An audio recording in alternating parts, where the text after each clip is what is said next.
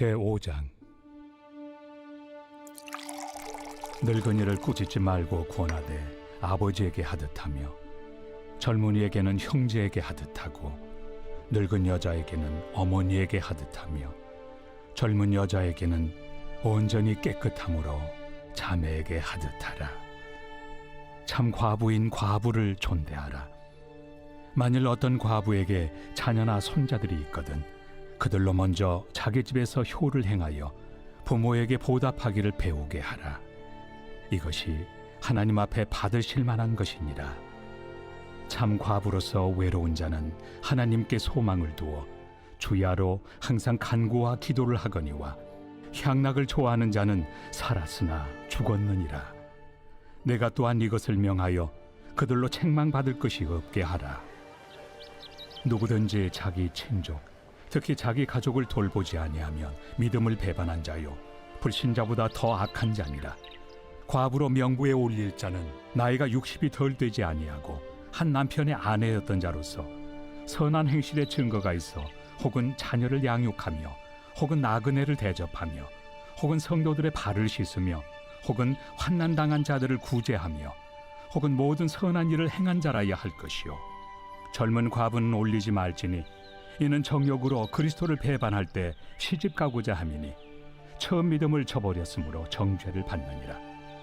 또 그들은 게으름을 익혀 집집으로 돌아다니고 게으를 뿐 아니라 쓸데없는 말을 하며 일을 만들며 마땅히 아니할 말을 하나니 그러므로 젊은이는 시집가서 아이를 낳고 집을 다스리고 대적에게 비방할 기회를 조금도 주지 말기를 원하노라. 이미 사탄에게 돌아간 자들도 있도다. 만일 믿는 여자에게 과부 친척이 있거든 자기가 도와주고 교회가 짐지지 않게 하라. 이는 참 과부를 도와주게 하려 함이라.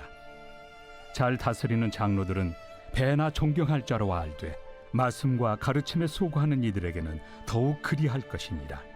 성경에 일렀으되 곡식을 밟아 떠는 소의 입에 망을 씌우지 말라 하였고 또 일꾼이 그 삭슬 받는 것은 마땅하다 하였느니라. 장로에 대한 고발은 두세 증인이 없으면 받지 말 것이요 범죄한 자들을 모든 사람 앞에서 꾸짖어 나머지 사람들로 두려워하게 하라. 하나님과 그리스도 예수와 택하심을 받은 천사들 앞에서 내가 엄히 명하노니 너는 편견이 없이 이것들을 지켜 아무 일도 불공평하게 하지 말며 아무에게나 경솔히 안수하지 말고 다른 사람의 죄에 간섭하지 말며 내 자신을 지켜 정결하게 하라. 이제부터는 물만 마시지 말고 내 위장과 자주 나는 병을 위하여는 포도주를 조금씩 쓰라. 어떤 사람들의 죄는 밝히 드러나 먼저 심판에 나아가고 어떤 사람들의 죄는 그 뒤를 따르나니 이와 같이 선행도 밝히 드러나고 그렇지 아니한 것도 숨길 수 없느니라.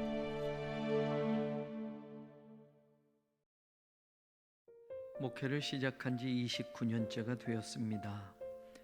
목회적 환경과 시대적 상황에 대한 비교를 해보면 30년 가까운 세월 동안 많은 것이 변화되었고 달라진 것이 사실입니다. 2000년 전에 바울은 디모데에게 목회 서신을 보내며 목회에 대한 이야기를 하고 있습니다. 누구든지 내 연수함을 업신여기지 못하게 하고 오직 말과 행실과 사랑과 믿음과 정절에 있어서 믿는 자에게 본이 되게 하라. 이 조언 하나만 보더라도 그때나 지금이나 목회자가 성도들에게 본이 되는 신앙과 삶을 살아가야 하는 것은 불변인 것이 사실입니다. 환경과 시대적 상황은 변화가 있었어도 목회자가 목회의 본질을 잃어버리지 않아야 한다는 것은 불변의 진리인 것이 분명합니다. 바울은 디모데전서 5장에서 특별히 성도들과의 관계에 대해서 말해주고 있습니다. 늙은 남자와 여자, 젊은 남자와 여자에게는 아버지, 어머니, 형제, 자매에게 하듯 해야 한다고 말합니다. 목회자만이 아니라 교회 공동체는 그리스도 안에서 한 가족처럼 지내야 합니다. 나이 드신 어른들께는 부모님 대하듯 해야 하며 젊은이들에게는 형제, 자매를 대하는 것처럼 관계하며 영적 신앙 가족 공동체를 이루어가야 한다고 바울은 디모데에게 말해줍니다. 더불어 교회 안에 있는 과부들에 대한 이야기를 길게 하는데 3절부터 16절까지 긴 조언을 하고 있는 것을 보면 그만큼 2000년 전에는 교회 안에서 과부를 돕는 일이 중요한 일이었음을 알게 합니다. 실제로 사도행전에 나오는 초대교회 이야기 가운데 과부를 구제하는 일로 인하여 헬라파 과부들이 히브리파 과부들에 비해서 불공평한 처우를 받게 되자 이것을 문제로 제기하게 되면서 사도들이 자신들의 일을 줄이고 돌봄을 효율적으로 하기 위해 7명의 평신도 지도자들을 뽑게 되는 일까지 생기게 되었습니다. 바울은 과부들 가운데도 참 과부, 과부의 명부를 올릴 자, 젊은 과부를 구분하며 어떻게 디모데가 목회하며 이들을 돕고 신앙을 지도해야 하는지를 차근차근 말해주고 있습니다. 참 과부는 실제로 과부인 그녀를 도와줄 리가 아무도 없는 이들을 말하는 것입니다. 자녀나 손주들이 없이 혼자 남겨진 과부들입니다. 그들은 당연히 존대해주고 교회가 관심을 두고 구제해야 한다고 가르쳐 줍니다. 그러나 친족이나 돌볼 자가 있는 과부들이라면 그들이 도와주고 교회가 짐지지 않게 하라고 말합니다.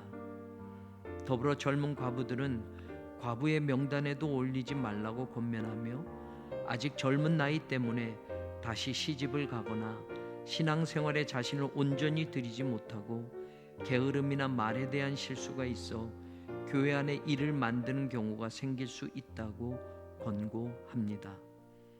그리고 잘 다스리는 장로들에 대하여 배나 존경해야 한다고 권면합니다.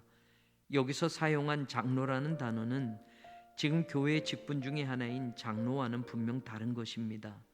잘 다스리는 장로를 영어 성경에서는 룰링 엘더 또는 티칭 엘더라고 번역하였습니다. 이때의 장로는 지금의 목회자를 뜻하는 단어입니다.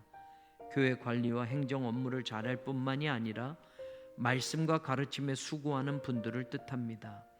그래서 그들에 대하여는 교회가 배나 존경하고 그 삭을 당연히 주어야 하는 것이 마땅하다고 말합니다.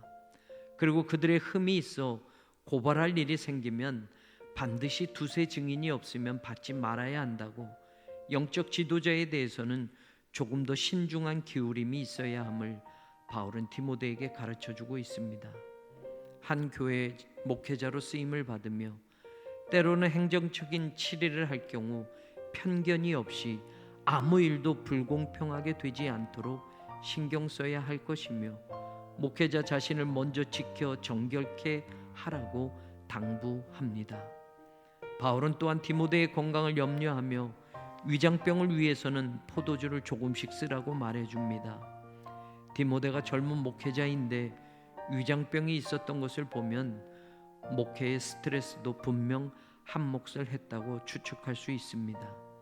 정신적인 일들의 과중함이 스트레스로 오고 그것은 또한 육체적인 병을 유발한다는 것을 지금의 의학계에서도 과학적으로 말해주고 있기에 2000년 전의 목회 상황도 디모데에게는 많은 어려움과 힘든 순간들이 있었을 것이라고 생각해 볼 수 있습니다. 디모데전서 4장뿐만이 아니라 이 서신 전체를 보면 목회에 대한 바울의 권면과 가르침이 2000년이 지난 오늘에까지 영향력이 있음을 알게 됩니다. 본질을 잃어버리지 않고 주님의 몸된 교회를 섬기는 목회자로 살아간다는 것이 기쁨이고 감사인 것을 다시 한번 깨닫고 이 거룩한 소명을 잘 감당해가는 목회자와 성도들이 되기를 간절히 소망합니다.